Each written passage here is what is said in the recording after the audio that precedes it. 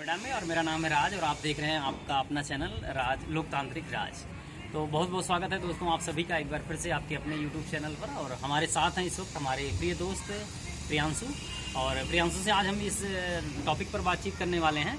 जैसे अभी present time में ये आज 13 अप्रैल हो गया है ना, 13 अप्रैल का महीना है अप्रैल का। वैसे बारिश की संभावना तो नहीं बनती इस मौसम में, लेकिन फिर भी शरद ऋतु में या ग्रीष्मकालीन वर्षा पहले आ जाती है, पहले होने लगती है वर्षा ग्रीष्मकाल में।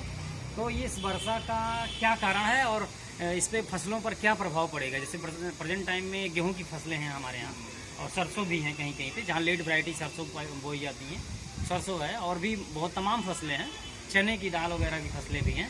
तो इन फसलों का क्या प्रभाव फसलों पर पड़ेगा। बारिश होना फसलों के लिए सही है या नुकसानदेह होगा। फसलों के लिए तो बहुत बेकार है कि किसान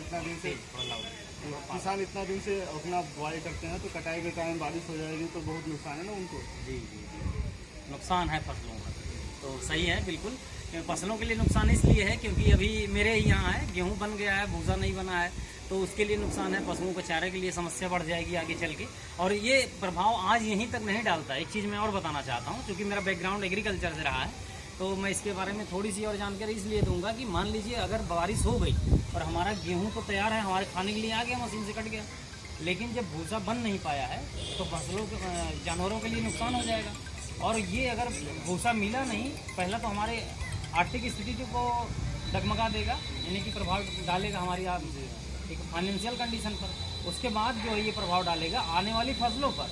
जब हमारे पास भूसा नहीं रहेगा भूसा, तो हम कुछ ऐसी फसल का चुनाव करेंगे जो जल्दी पैदा हो जाए और आगे जो हमें बाजरा वगैरह बोना पड़ेगा उसके क्षेत्र को बढ़ाना पड़ेगा। जब उस क्षेत्र को हम ज़्यादा बढ़ा देंगे, इसका मतलब जो उसके साथ और बोने वाली प्रजातियां हैं जैसे धान वगैरह हो गई, तो उनको हमें सीमित करना पड़ेगा।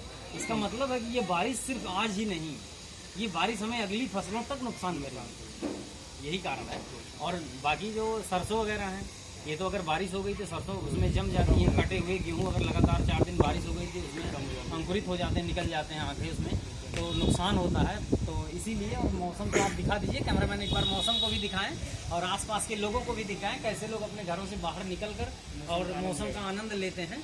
और बहुत सारे हमारे दोस्त हैं मौसम का आनंद भी ले रहे हैं। एक और हमारे साथ हैं हमारे दोस्त जो कि बिहार से हैं, बहुत ही हमारे पड़ोसी हैं, और ये भी मौसम का आनंद ले रहे हैं इस समय। और साथ साथ ये भी है कि हमारे कई साइंटिस्ट रिसर्च जब करते हैं तो वो हमें सटीक जानकारी नहीं दे पाते हैं कि हमें बारिश कब होने वाली है। वो 2-4 दिन लेट या पहले की बारिश बता देते हैं, जिससे हमारे किसानों को बहुत ज़्यादा नुकसान हो जाता है, नुकसान का सामना करना पड़ता है। वो समय पर अपनी फसल की कटाई नहीं कर पाते। और इन्वायरमेंटल इफेक्ट ये भी पड़ता है कि जैसे गर्मी में लू जल्दी चलने लगा तो फसलें जल्दी पक जाती हैं, और जिसका टाइमिंग पूरा नहीं होता है वो पहले पक जाती हैं। पहले पक जाने का मतलब इसे गेहूं का मारना कहते हैं। इसका मतलब है गेहूं समय से नहीं पका है, जल्दी ही उसे रिकेटस टाइप का रोग हो जाता है। जैसे हमें हो जाता है, खाने पीने को नहीं मिला तो हम जल्दी ही पक के सूख गए, तो उसी तरीके से गेहूं के साथ होता है। और जब वो सूख जाएगा, इसका मतलब तना कमजोर है, तना नहीं पड़ेगा तो हमारे लिए समस्या है, और तना मजबूत नहीं हुआ तो जानवरों के लिए समस्या है। तो बहुत सारी ऐसी असुविधाएं पैदा करता है ये मौसम जो आप देख रहे हैं। एक बार फिर से दिखा दूं मौसम आप, ये मौसम हमारे लिए अभी नहीं सही है, ये आने वाले समय में सही है जब इसकी ज़रूरत हमें हो, फसलों के हिसाब से इसकी ज़रूरत पड़ती है। तो बहुत बहुत धन्यवाद हमारे दर्शकों को। वीडियो थोड़ा सा लंबा हुआ, लेकिन फिर अगली बार हम मिलेंगे और आप सभी से मुखातिब होंगे। तब तक के लिए नमस्कार, बाय।